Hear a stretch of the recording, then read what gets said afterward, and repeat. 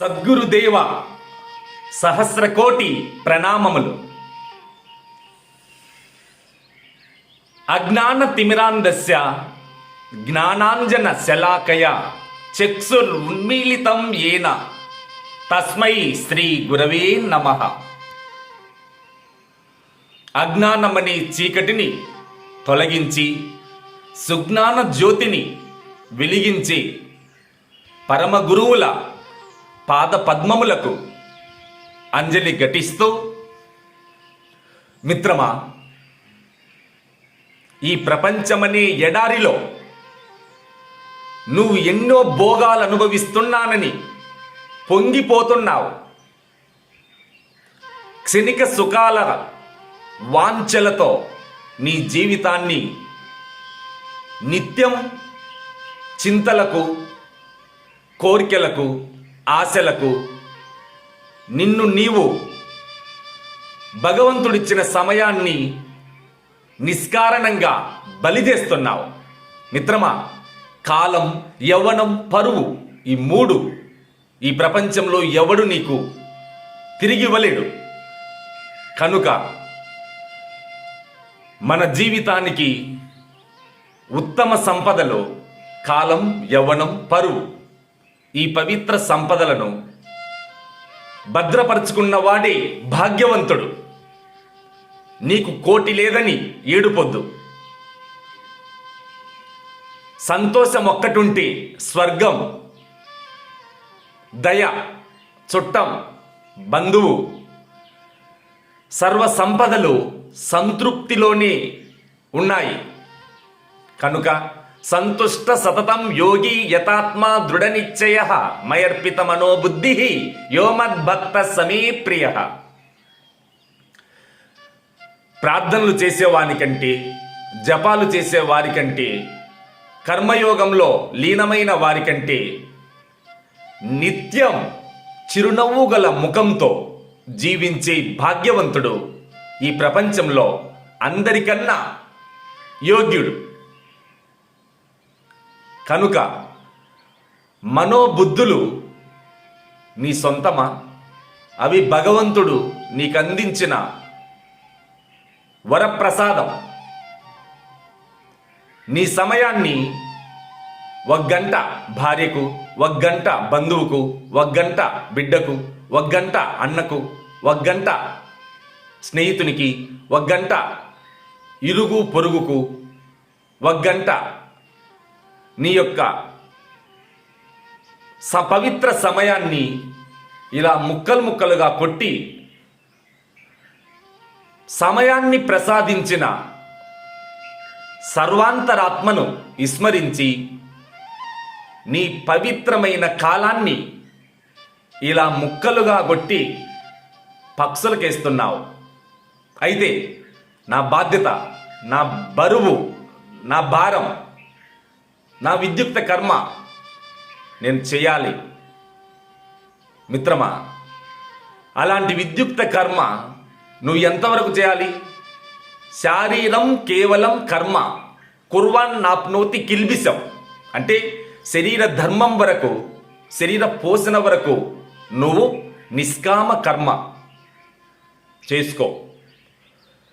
ప్రత్యేకించి నీవు అనన్యా చింతయంతో మాం ఏ జనాః పర్యుపాసతే తేషాం నిత్యాభియుక్తానాం యోగక్షేమం వహామ్యహం. నిత్యం పరమాత్మ చింతనలో ఉన్నప్పుడు పోషణ నిమిత్తమై నీవు పరితపించ అవసరం లేదు. కారణం యోగక్షేమం వహామ్యహం. సాధారణ ఒక చిలక జోస్యం చెప్పేవాడు చెప్పిన మాట వింటావు, దారిన పోయే దాసరి మాట వింటావు. డబ్బులు పోగొట్టుకొని ఎవరి దగ్గరికైనా వెళ్ళి అది తెలిసినా తెలియకున్నా, నాయనా ఇదిగో నాకు ఈ దోషం ఉంది, దీనికి మార్గం ఏమిటి, 10,000 కట్టైనా వాని పాదాల దగ్గర పెట్టి వాడు చెప్పిన మాటకు కట్టుబడి ఉంటావు. కానీ ఈ ఈశ్వరరక్షకుడు, జగత్పతి, గతిర్భర్త, ప్రభు సాక్షి, నివాస శరణం సుహృత్, ప్రభవ ప్రళయ స్థానం నిదానం బీజమవ్యయం. మరి అనంతకోటి విశ్వానికి భర్త ఎవరు? పరమాత్మే. విశ్వమే గృహం, పరమాత్మే యజమాని.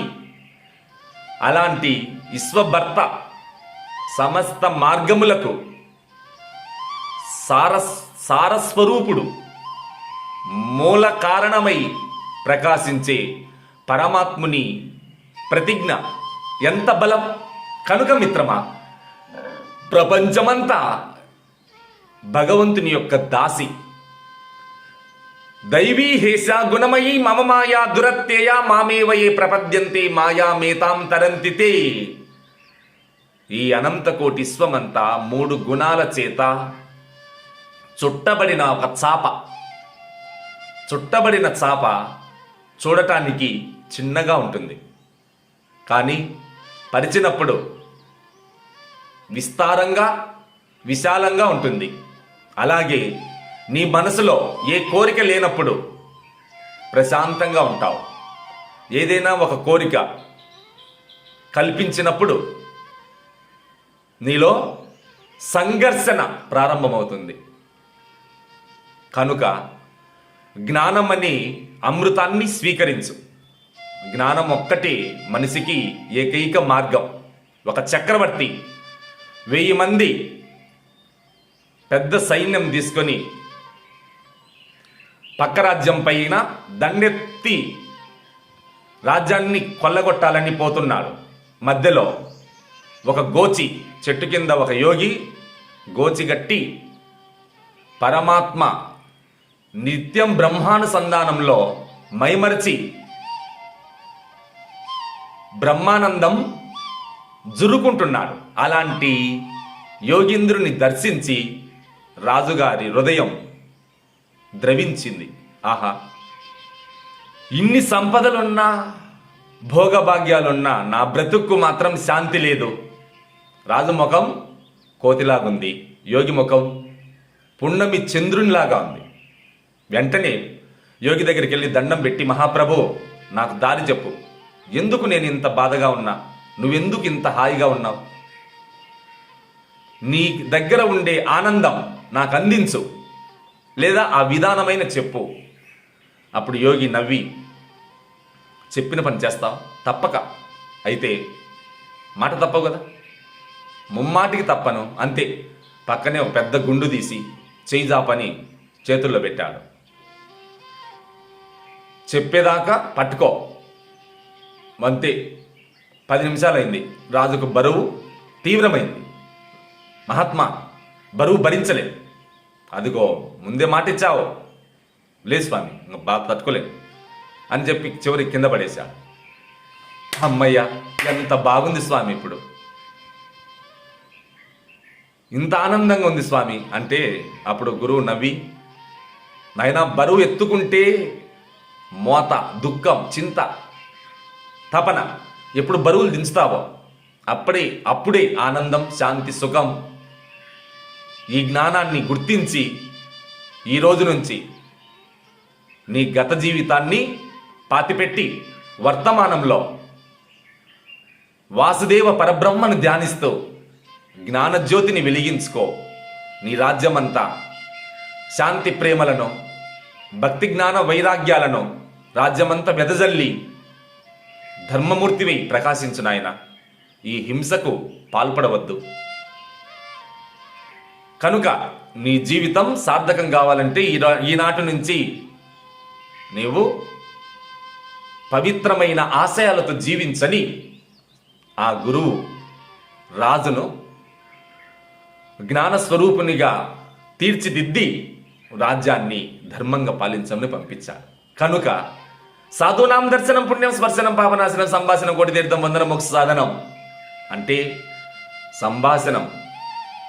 ఈ ప్రపంచంలో నువ్వు ముఖ్యమంత్రితో మాట్లాడినా, ప్రధానమంత్రితో మాట్లాడినా, ఇంకెవరితో మాట్లాడినా ఒక స్థాయి వరకు మాత్రమే.